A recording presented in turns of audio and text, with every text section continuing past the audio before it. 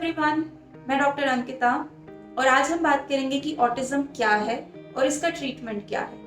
ये video important इसलिए है क्योंकि अगर आप इस वीडियो को देख करके जो सिम्टम्स मैं बताऊंगी उनकी वजह से आप अपने बच्चे में इन सिम्टम्स को अर्ली स्टेजेस में कैच कर लेंगे तो आपके बच्चे की लाइफस्टाइल को बेटर करना, कुछ हद तक उनके लिविंग स्टैंडर्ड को इम्प्रूव करना पॉसिबल है। और कुछ सिम्टम्स तो ऐसे होते हैं जिनको बहुत माइल्ड इफेक्ट होता है बच्चे के लाइफस्टाइल के ऊपर और अगर अर्ली स्टेजेस में कैच कर लिए जाएं तो उन्हें ठीक भी कर सकते हैं। So please watch this video till the end. और अगर आप मेरे चैनल पर नए हैं तो प्लीज सब्सक्राइब करें ताकि आपको फ्यूचर अपडेट्स मिलते रहें।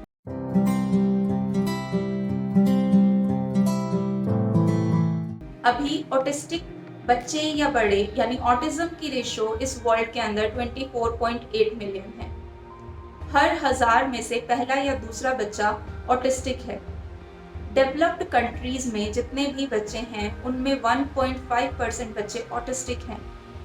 जो मेल चिल्ड्रन हैं वो ज़्यादा सफ़र कर रहे हैं ऑटिज्म से rather than female children. Autism को सिंपल तरीके से समझने के लिए आपको 2 मूवीज़ देखने की ज़रूरत है। एक बर्फी जिसमें प्रियंका चोपड़ा ने ऑटिस्टिक बच्चे का रोल प्ले किया है, दूसरा तारे ज़मीं पर जिसमें ईशान ने ऑटिस्टिक बच्चे का रोल प्ले किया है। आगे डिस्कस करते हैं कि ऑटिज्म के क्या क्या सिम्टम्स हैं। ऑटिज्म क्या होता है? ऑटिज्म एक न्यूरो डेवलपमेंटल डिसऑर्डर है जिसके अंदर बच्चा 6 महीने में सिम्टम्स देना स्टार्ट कर देता है और 3 से 4 साल तक वो सिम्टम्स इस्टेब्लिश हो जाते हैं यानी फिक्स हो जाते हैं। तो अगर हमें उन्हें सबसे जल्दी कैच कर लिया, अगर 6 महीने से 3 साल के बीच में अगर हमने उन सिम्टम्स को कैच कर लिया तो हमारे लिए बहुत ईजी होगा ऑटिज्म से डील करना। लेकिन आज इस वीडियो में मैं जितने भी सिम्टम्स डिस्कस करूंगी उन सिम्टम्स को किसी एक या 2 सिम्टम को लेकर के अपने बच्चे से कंपेयर मत करें and don't start thinking that they are autistic, क्योंकि कोई बच्चा लेट चलना सीखता है, कोई बच्चा लेट बोलना सीखता है, तो सबके माइलस्टोन्स डिफरेंट होते हैं। अगर ये सब या फिर इनमें से 60% सिम्टम्स अगर आपके बच्चे से मिलते हैं then they fall in the category of autistic, otherwise they are normal. Autistic बच्चों की कंप्लेंट्स को हम 3 कैटेगरी में डिवाइड कर सकते हैं। फर्स्ट होता है लैंग्वेज, सेकंड होता है सोशल रिलेशनशिप, थर्ड होता है रिपीटेटिव नेचर। अगर हम बात करें लैंग्वेज तो उसके अंदर आता है वर्बल एंड नॉन वर्बल।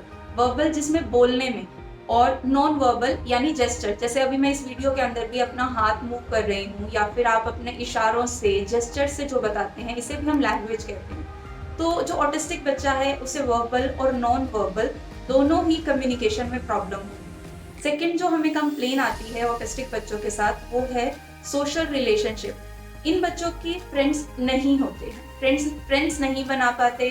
अगर किसी रिलेटिव से भी बात कर रहे हैं तो भी ये उतना उनके साथ कंफर्टेबल नहीं होते। थर्ड आता है रिपीटेटिव नेचर, यानी कोई भी चीज़ अगर ये कर रहे हैं तो उसे ये रिपीट करते रहेंगे, चाहे वो किसी एक हैबिट का करना हो या फिर किसी एक चीज़ को यूज़ करना हो या फिर किसी भी एक कपड़े को पहनना हो, तो इनके अंदर वो रिपीटेटिव नेचर रहता है। थोड़ा डिटेल में डिस्कस करते हैं ऑटिस्टिक बच्चों के सिम्टम्स को।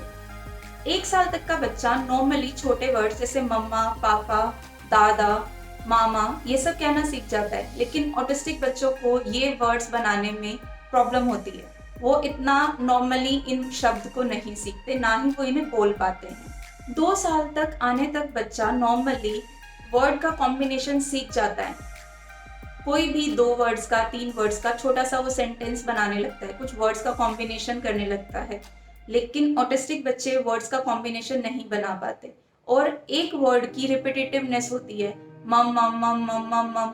इस तरीके से वो किसी भी एक वर्ड को पकड़ के उसे रिपीट करते रहते हैं। इससे अगला जो मेन सिम्टम आता है वो ऑटिस्टिक बच्चों के अंदर होता है कि वो आई कांटेक्ट नहीं बनाते आपके साथ। तो जब वो आई कांटेक्ट नहीं बनाते तो आप अगर उसे कुछ देते वक्त या उससे कुछ लेते वक्त, कुछ बात करते वक्त आपके जो भी फेस पर एक्सप्रेशंस हैं, ना ही वो उसे देख रहे हैं और ना ही वो उसे समझ रहे हैं। इसलिए अगर आप उसे फेशियल एक्सप्रेशन से अगर कभी कुछ समझाने की कोशिश करेंगे तो वो नहीं समझेगा, ना ही वो फेशियल एक्सप्रेशंस आपको दे सकेगा या अपनी बात फेशियल एक्सप्रेशन से समझा सकेगा। ऐसा इनमें नहीं होता क्योंकि ये आई कांटेक्ट ही नहीं बनाते हैं। ऑटिस्टिक बच्चे किसी भी चीज को पिन पॉइंट नहीं कर सकते। फॉर एग्जाम्पल अगर आप इन्हें कहीं पर लेकर के जाएंगे मॉल में या किसी चीज़ में, तो ये सिर्फ ये इशारा करते रहेंगे, वो चाहिए वो चाहिए वो चाहिए। They won't be able to pinpoint कि इन्हें क्या चाहिए। उस चीज़ का वर्ड बिल्डिंग, उस चीज़ का नाम बनाना, वो चीज़ें इनके लिए थोड़ा सा प्रॉब्लमेटिक होती है। और रिपीटिव नेचर होता है किसी भी वर्ड को लेकर, किसी भी क्वेश्चन को लेकर। अगर आप इनको किसी क्वेश्चन का आंसर कर दें तो भी ये रिपीटेटिवली उस चीज़ को पूछते रहेंगे कि ये क्यों करा, ये क्यों करा, या कहाँ जा रहे हैं, कहाँ जा रहे हैं, आप कब आओगे, आप कब आओगे, हम ये खा सकते हैं। ये सब चीज़ों के इनके अंदर रिपीटिशंस होते हैं। 3 फिजिकल जेस्चर जो बहुत इंपॉर्टेंट होते हैं, ये सब ऑटिस्टिक बच्चों में नहीं होते, बट मोस्टली ये सिम्टम्स मिलते हैं। Flapping of hand, they move their hand like this, they clap like this. Rolling their hand, always they keep rolling their hand, हमेशा हाथ घुमाते रहेंगे। टिप टो वॉकिंग, पैरों में वो एड़ी रखने की बजाय सिर्फ अपने टोज के बल पर चलने की कोशिश करते हैं। ये 3 सिम्टम्स फिजिकली बहुत इंपॉर्टेंट होते हैं ऑटिस्टिक बच्चे के अंदर। कई बार हम ऑटिस्टिक बच्चों को शरारती बच्चों की कैटेगरी में रख देते हैं, या फिर हम उन्हें सोचते हैं कि वो शरारती हैं, बट ऐसा कुछ नहीं है। जैसे मान लीजिए अगर कोई छोटा बच्चा है एंड अगर आप उसका नाम बुला रहे हैं, तो इट्स नॉट दैट कि ऑटिस्टिक बच्चा आपको इंस्टेंट रिस्पॉन्ड करेगा। तो अगर कोई छोटा बच्चा है और अगर आप उसका नाम बुला रहे हैं और वो आपको रिस्पॉन्ड नहीं कर रहा, तो we confuse it with deafness कि कहीं उन्हें सुनने में प्रॉब्लम तो नहीं है, तो हम ENT के पास लेकर के जाते हैं। Although that is a precautionary major, but वो उनके अंदर ये परेशानी ऑटिज्म की वजह से, क्योंकि वो अटेंटिव नहीं है। प्लस अगर जैसे बच्चा बड़ा हो गया और रिस्पॉन्ड करता है नॉर्मली, एंड नॉर्मली आपके किसी क्वेश्चन को पूछने पर वो इंस्टेंट आंसर नहीं करा, तो ये उनका शरारती नेचर नहीं है। They are not attentive and they are unable to answer you instantly, so that is also a symptom of autism. Compulsive behavior होता है ऑटिस्टिक बच्चों का। कोई भी एक चीज जो ये कर रहे हैं वो ये रिपीटेड करते रहते हैं।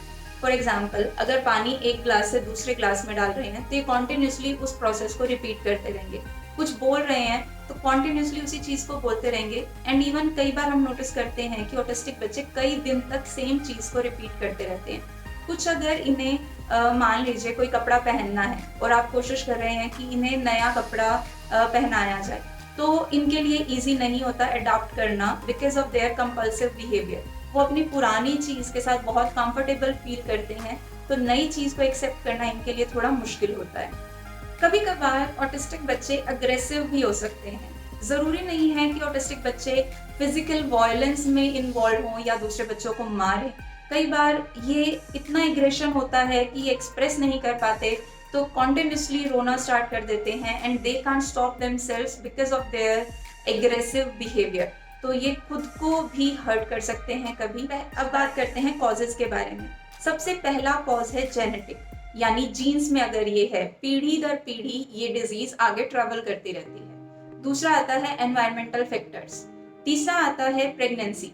अगर प्रेगनेंसी के टाइम पर कुछ टॉक्सिन्स इंटरफेयर करते हैं, जैसे rubella virus, cocaine, smoking, drinking, ये सब चीज़ें इफेक्ट करती हैं प्रेगनेंसी के टाइम पे अगर मदर को, तो आगे ऑटिज्म बच्चे में होने के चांसेस बढ़ जाते हैं। कौन कौन सी इन्वेस्टिगेशंस हैं जिनसे हमें पता लग सकता है कि बच्चा ऑटिस्टिक है? सबसे पहला तो ये सब सिम्टम्स ही आपका सबसे पहला टूल है, यानी sign and symptoms are the major thing which detects कि ऑटिज्म है या नहीं है। उसके बाद EEG, ब्रेन मैपिंग, इनसे पता चल सकता है कि बच्चे में ऑटिज्म है या नहीं है। तीसरी चीज MRI। इन 3 चीजों से हम पता कर सकते हैं कि बच्चे में ऑटिज्म है या नहीं है। अगर ऑटिज्म अर्ली एजेस में डिटेक्ट हो गया है, तो आप उनके साथ प्यार से बिहेव करके, अग्रेसिव ना होके, उन्हें शरारती ना समझकर अगर आप प्यार से उन्हें ट्रीट करेंगे तो बहुत हद तक इसे मैनेज किया जा सकता है। प्लस स्पेशल एजुकेटर और स्पीच थेरेपी, मसल थेरेपी, कोई भी अगर उनकी एक्टिविटीज़ हैं जो वो नहीं कर पा रहे, तो पर्टिकुलर उस एक्टिविटी पर काम करके उसे मैनेज कर सकते हैं। उसके अलावा बहुत सारी होम्योपैथिक मेडिसिन ऐसी हैं जो ऑटिज्म में काम आती हैं। सबसे इम्पॉर्टेंट मेडिसिन है बराइटाम्यूर 66। अगर बराइटाम्यूर 66 4 गोली दिन में 2 बार दी जाए तो बहुत हद तक इन सिम्टम्स को कंट्रोल किया जा सकता है। रेस्ट अगर कोई भी सिम्टम्स हैं, यू कैन कॉन्टेक्ट मी। आप कमेंट बॉक्स में लिखकर अपने क्वेश्चंस पूछ सकते हैं ऑटिज्म के बारे में, और मुझे ये बता सकते हैं कि अगर आपको डिटेल्ड होम्योपैथिक ट्रीटमेंट के बारे में जानना है तो मैं नेक्स्ट वीडियो उस टॉपिक पर बना सकती हूँ।